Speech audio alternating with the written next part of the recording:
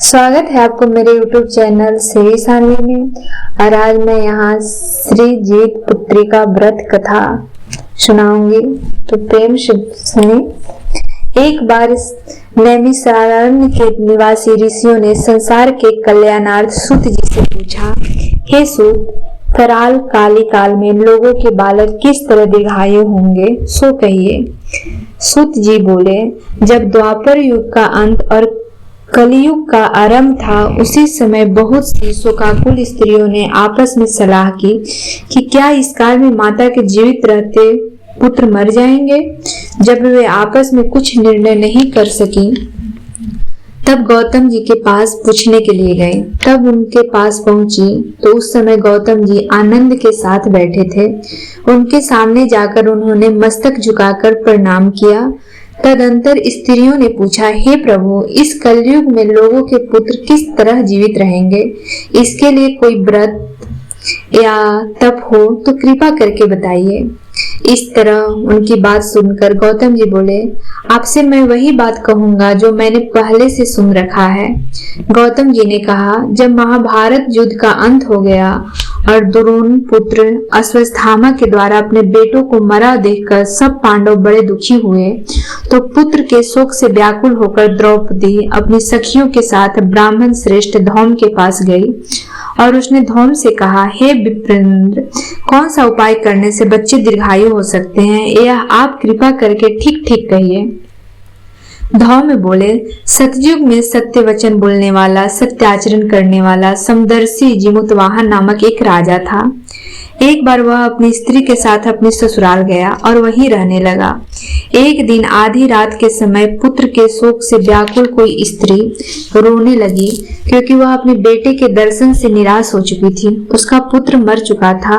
वह रोती हुई कहती है, हाय, मुझ बुढ़ी माता के सामने मेरा बेटा मरा जा रहा है। उसका रुदन सुनकर राजा जिमुतवाहन का तो मानो हृदय विदीर्ण हो गया। वह तत्काल उस स्त्री के पास गया और उससे पूछा, तुम्हारा बेटा मरा कैसे? बुढ़ी ने कहा, गरुड़ प्रतिदिन आकर गांव के लड़कों को खा जाता है। इस पर उस दयालु राजा ने कहा, माता, अब तुम रो मत, आनंद से बैठो, मैं तुम्हारे बच्चों को बचाने का यत्न करता हूँ। ऐसा कहकर राजा उस स्थान पर गया जहाँ गरुड़ आकर प्रतिदिन मांस खाया करता था। उसी समय गरुड़ भी उस पर टूट पड़ा और मांस खाने लगा। जब अतिशय तेजस्वी गरुड़ ने राजा का बायां अंग खा लिया, तो झटपट राजा ने अपना दाहिना अंग फेर कर गरुड़ के सामने कर दिया। यह देखकर गरुड़ जी ने कहा, तुम कोई देवता हो? कौन हो तुम? मनुष्य तो नहीं जान पड़ते। अच्छा, अपना जन्म और कुल बताओ। पीड़ा से व्याकुल मन वाले राजा ने कहा, हे पक्षीराज, इस तरह के प्रश्न करना व्यर्थ है। तुम अपनी इच्छा भर मेरा मांस खाओ। यह सुनकर गरुड़ रुक गए और बड़े आदर से राजा के जन्म और कुल की बात पूछने लगे। राजा ने कहा, मेरी माता का नाम शब्या है और मेरे पिता का नाम शालिवाहन है। सूर्य वंश में मेरा जन्म हुआ है और जिमुतवाहन मेरा नाम है। राजा की दयालुता देखकर गरुड़ ने कहा, हे महाभाग, तुम्हारे मन में जो अभिलाषा हो वह वर मांगो। यदि आप मुझे वर दे रहे हैं तो वर दीजिए कि आप जब अब तक ले जिन प्राणियों को खाया है वे सब जीवित हो जाएं। हे स्वामी, अब से आप यहाँ बालकों को न खाएं और कोई ऐसा उपाय करें कि जहाँ जो उत्पन्न हो वे लोग बहुत दिनों तक जीवित रहें। धौम ने कहा कि पक्षीराज गरुड़ राजा को वरदान देकर श्रम अमृत लाने के लिए नागलोक चले गए। वहां से अमृत लाकर उन्होंने उन मरे मनुष्यों की हड्डियों पर बरसाया। ऐसा करने से सब लोग जीवित हो गए जिनको कि पहले गरुड़ ने खाया था। राजा के त्याग और गरुड़ की कृपा से वहां वालों का बहुत कष्ट दूर हो गया। उस समय राजा के शरीर की शोभा दूनी हो गई। राजा की दयालुता देखकर गरुड़ ने फिर कहा, मैं संसार के कल्याणार्थ एक और वरदान दूंगा। आज आश्विन कृष्ण सप्तमी से रहित शुभ अष्टमी तिथि है।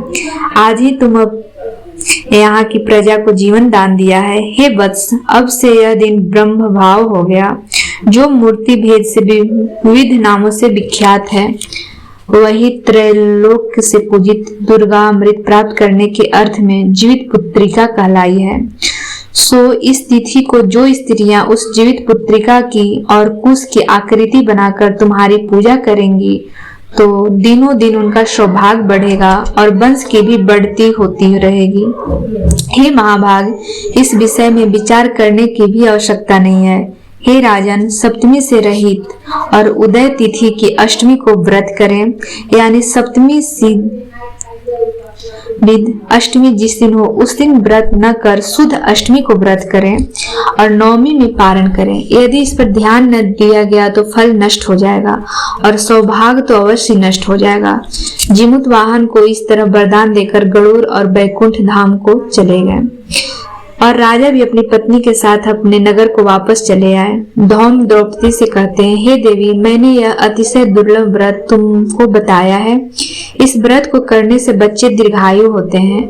हे देवी, तुम भी पूर्वोक्त विधि से यह व्रत और दुर्गा जी का पूजन करो, तुम्हें अभिलषित फल प्राप्त होगा। मुनि राज धौम की बात सुनकर द्रौपदी के हृदय में एक प्रकार का कौतूहल उत्पन्न हुआ और पुरावासिनी स्त्रियों को बुलाकर उनके साथ यह उत्तम व्रत किया। गौतम ने कहा, यह व्रत और उसके प्रभाव को किसी एक चिल्ली ने सुन लिया और अपनी सखी सियारिन को बतलाया। इसके बाद पीपल वृक्ष की शाखा पर बैठकर उस चिल्ली ने और उसी वृक्ष के होते में बैठकर सियारिन ने भी व्रत किया। फिर वही चिल्ली किसी उत्तम ब्राह्मण के मुख से कथा सुनाई और पीपल के खोते में बैठी हुई अपनी सखी को सुनाया। सियारिन ने आधा कथा सुनी ही थी कि उसे भूख लग गया और वह उसी समय 100 से भरे हुए श्मशान में पहुंची। वहां से इच्छा भर मांस का भोजन किया और चिल्ली बिना कुछ खाए पिए रह गई और सवेरा हो गया। सवेरे वह गौशाले में गई और वहां गौ का दूध पिया। इस तरह नवमी को उसने पारण किया। कुछ दिनों बाद वे दोनों मर गईं और अयोध्या में किसी धनी व्यापारी के घर में जन्मी। संजोग से उन दोनों का जन्म एक ही घर में हुआ, जिसमें सियारिन ज्येष्ठ हुई और चिल्ली छोटी। वे दोनों सभी शुभ लक्षणों से युक्त थीं, इसीलिए बड़ी लड़की काशीराज के और छोटी उनके मंत्री के साथ गर्भवती अग्नि के सामने विधि पूर्वक ब्याही गई। पूर्व जन्म के कर्म फल से वह मृगनयनी रानी हुई। जिस किसी भी संतान को उत्पन्न करती वह मर जाती और पूर्व जन्म की बातों का स्मरण करने वाला मंत्री की पत्नी ने अष्टवसुओं के सदृश तेजस्वी 8 बेटे उत्पन्न किए और सभी जीवित रह गए। अपनी बहन के पुत्रों को जीवित देखकर ईर्ष्यावश राजपत्नी ने अपने स्वामी से कहा कि यदि तुम मुझे जीवित रखना चाहते हो तो इस मंत्री के भी पुत्रों को उसी जगह भेज दो जहां के हमारे बेटे गए हैं, अर्थात इन्हें मार डालो। यह सुनकर राजा ने उस मंत्री के पुत्रों को मारने के लिए कई प्रकार के उद्योग किए, पर मंत्री पत्नी ने जीवित पुत्रिका के पुण्य से बल से बचा लिया। एक दिन राजा ने अपने आदमियों से उन पुत्रों के सिर कटवाकर पिटारी में रखवाया और वह पिटारी उनकी माता यानी मंत्री पत्नी के पास भेज दिया। अपनी माता के किंतु वे 8 सिर बेशकीमती जवाहरात हो गए और भले चंगे वे 8 लड़के अपनी माता के पास वापस चले गए। उनको जीवित देखकर राजपत्नी को बड़ा विस्मय हुआ। अंत में वह मंत्री की पत्नी के पास आई और उससे पूछा, बहन, तुमने कौन सा ऐसा पुण्य किया है जिससे बार बार मारे जाने पर भी तुम्हारे बेटे नहीं मरते? इस पर मंत्री की पत्नी ने कहा, पूर्व जन्म में मैं चील थी और तुम सियारिन। हमने तुमने 7 जीवित पुत्रिका का व्रत किया। तुमने व्रत के नियमों का भली भांति पालन नहीं किया था और मैंने किया था। इसी दोष से बहन तुम्हारे बेटे नहीं जीते हैं।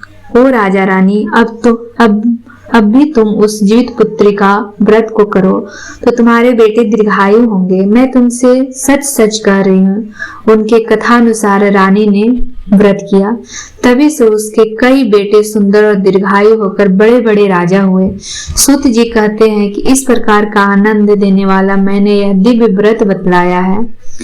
स्त्रियां चिरंजीवी संतान चाहती हो तो वे विधि पूर्वक यह व्रत करें।